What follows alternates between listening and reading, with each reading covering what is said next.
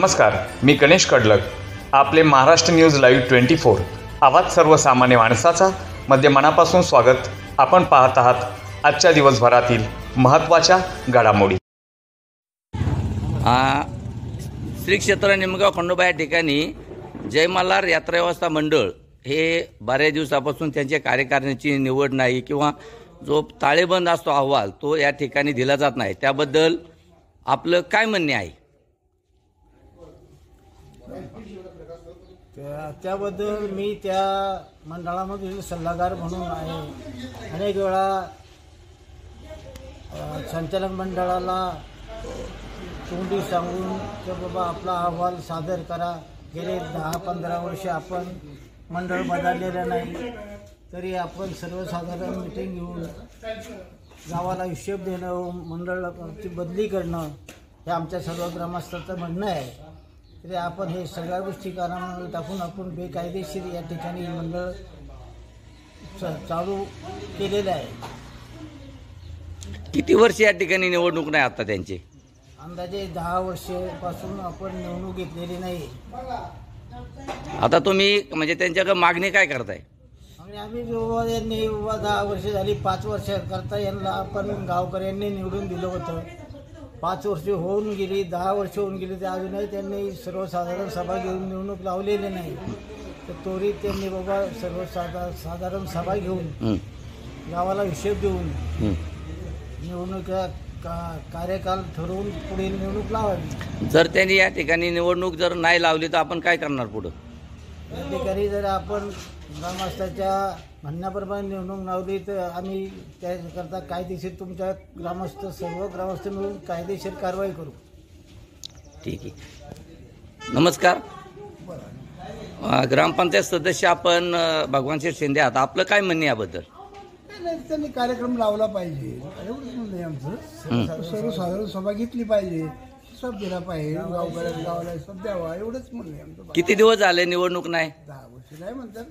10 वर्ष. आता आम्ही काय तिकडे लक्ष देत नाही. पण एक गोष्ट आहे काय लक्ष, तुम्ही ग्रामस्थ आहात का लक्ष देत नाही? अहो ते काय ऐकत, तुम्ही ग्रामपंचायतचे सदस्य आहात. त्यांना सांगून त्यांना काही गोष्टी पूर्तता करायची असते ना, गरबड कामकाज चालू आहे त्यांचं. किती? 10 वर्ष. आता ते काय थोडंसं नवीन लोक होते, त्यांना अनुभव नव्हता काही, त्यामुळे त्यांनी ते थोडंसं लेट केलं. तुमचं याच्याबद्दल काय म्हणणे? ते निवडणूक घ्यावा, त्यांनी हिसाब द्यावा आणि लोकांना तिथं हे करावं. काही लोकांची सोय होत नाही, लई गैरसोय लोकांची तिथे. आणि ती शेसारची एक होती, ती आतमधली मंडळ काय बघत बरोबर करत नाही. शेजारची करून देवारात्री झोपावण्याचा तो कार्यक्रम पूर्ण चालू होता, पण आता होत नाही. आता ज्या वरती मंदिरावरती ज्या जय मल्हार यात्रा व्यवस्था मंडळ जे आता सुधारणा करते त्याच्यात जे काय तुम्हाला माहिती आहे का? किती सुधारणा, पैसे किती जमा होतात?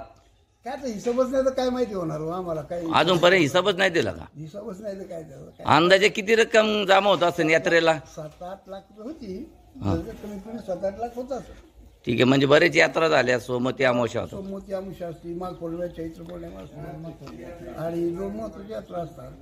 कुणाचं कुणाला ताळमेळ नसतं, सर्व कोणाचं काय विचारच करत नाही. जे निवडून दिले तेच मालक होते, वगैरे मला त्रास त्यांची सोय नाही, पाण्याची नाही त्यांना काही लोकांना. आणि कुणी अतिक्रमची देवळावर काय अतिक्रमण घाण चालली काय, तिथं अतिक्रमण पण खूप आहे का? काय किती मुलं मोठे म्हणजे काय कुणी पाहतच नाही त्या अतिक्रमणाकडे. काय मंडळाने त्याच्याकडे लक्ष द्या. तुम्ही वेळोवेळी असा आवाज उठवायचा ना. आवाज उठवायचा मग हे आमचं सर्वांचं मत आहे गावकऱ्यांचं. पण तिथं पुढाकार कोण घेणार? ही जे मंडळ हे जर राहिलं तरी काय हरकत नाही, पण याने ते कामकाज व्यवस्थित केलं पाहिजे. नो आमचं बाकी नसली आयुष्यभर राहू द्या, पण कामकाज चांगलं केलं पाहिजे. अतिक्रमण होतं, लोक डायरेक्ट जेव्हा सर्व लोकांना फार अडचणी होतं. आता भक्त निवास चालू आहे, त्याचं काय? काय बघते निवास चाललंय यातलं समोर काय फंड होते काय. किती वर्ष झाले ते? तसंच पडले की काय माहितीच नाही आम्हाला. आपण काय चौकशी करत नाही आम्ही. आम्हाला काय करायला आता तुमचं काय म्हणणे आहे? बोला. तुम्ही माझी संचालक त्या ठिकाणी होता, तर त्या ठिकाणची काय परिस्थिती आता सांगा. आता बोलतो निवडणूक घेईनच आम्ही, मस्त लोक म्हणतात सांगायच्यात, पण काय निवडणूक त्यांची होईना अजून. किती वर्ष झाली? 10 वर्ष झाली. आणि तिथलं काय हिसाब वगैरे? ते काय अजून काय तपासच नाही त्याचा. काय किती अंदाजे किती वर्षाला जमा होत असतील? सांगता येत आपल्याला. निवडणूक व्हायला पाहिजे का नको? व्हायला पाहिजे. मग का करत नाहीत ते? आवाज जे चाललंय त्यांचा हिसाब म्हणतात चाललंय अजून असं म्हणतात ते. समजा त्यांनी जर निवडणूक लावली नाही तर आपण काय पुढं काय पाऊल उचलणार का? मग काहीतरी करावं लागणार ना. नाही करणार काहीतरी. ग्रामस्थ मिळून